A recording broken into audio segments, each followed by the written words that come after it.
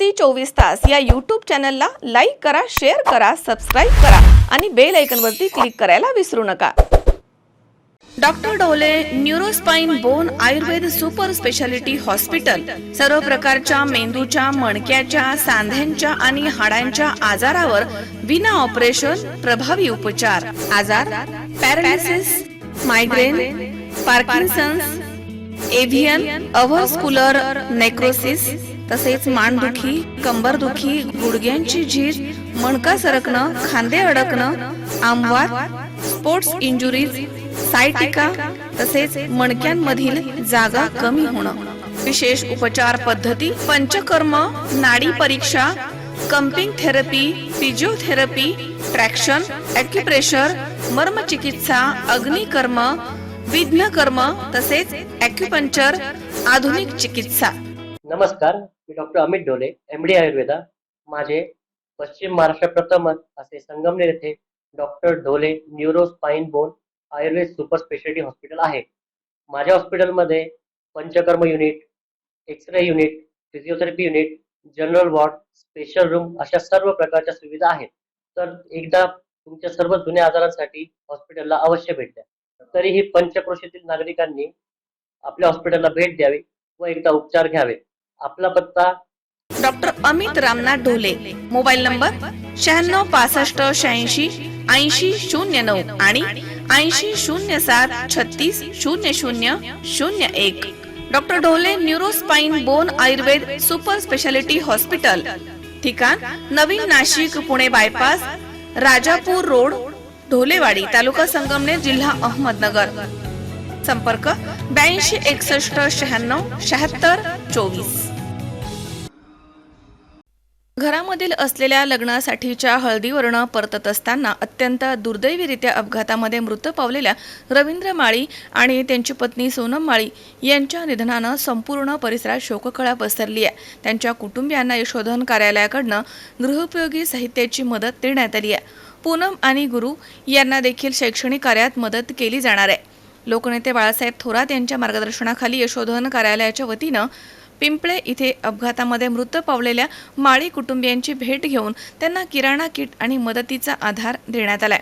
यावेळी यशोधन कार्यालयाचे प्राध्यापक बाबा खरात, बाळकृष्ण गांडाळ, गोरख घुगे, तसेच पिंपळे गावाचे सरपंच अण्णासाहेब ढोले, संतोष माळी, ज्ञानेश्वर माळी, शेखर घुगे, नामदेव माळी, शिवाजी माळी, तुकाराम माळी, ताराबाई माळी, लता पवार, निकिता माळी, अंजना माळी आणि पिंपळे गावामधील ग्रामस्थ मोठ्या संख्येनं उपस्थित होते।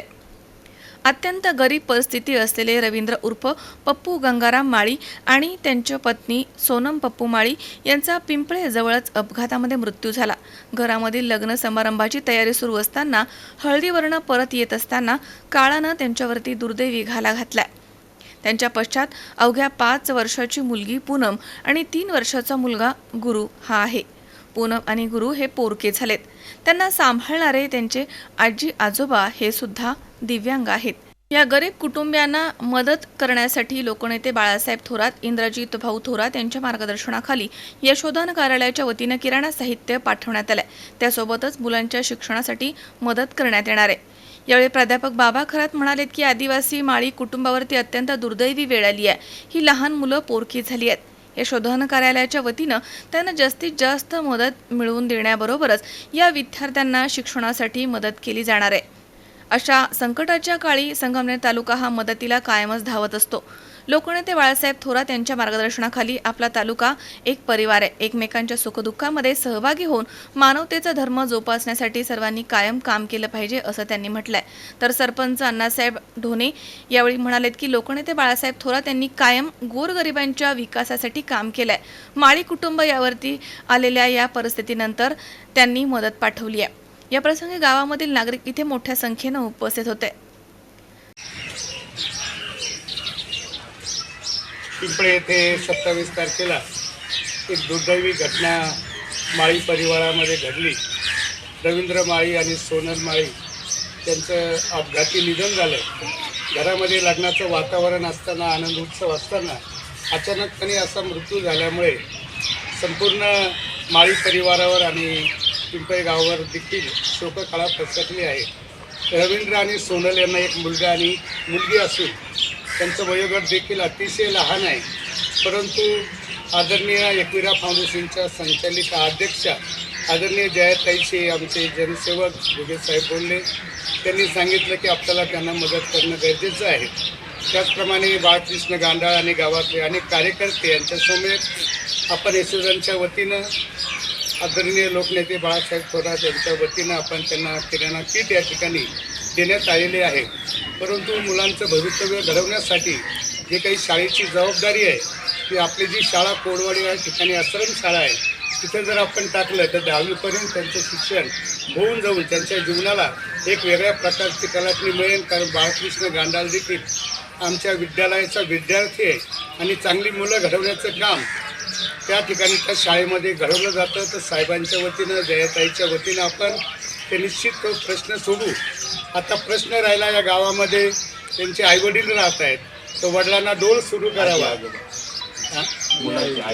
हा दोघांनाही डोल सुरू करावा.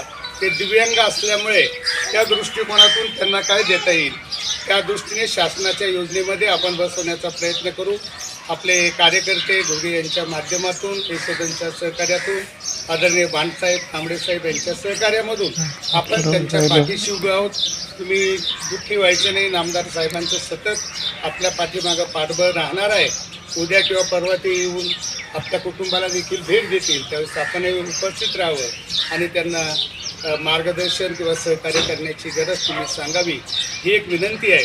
आणि म्हणून आदिवासी समाजाच्या पाठीशी थोरात परिवार सातत्याने भक्कमपणे उभं राहत आहे.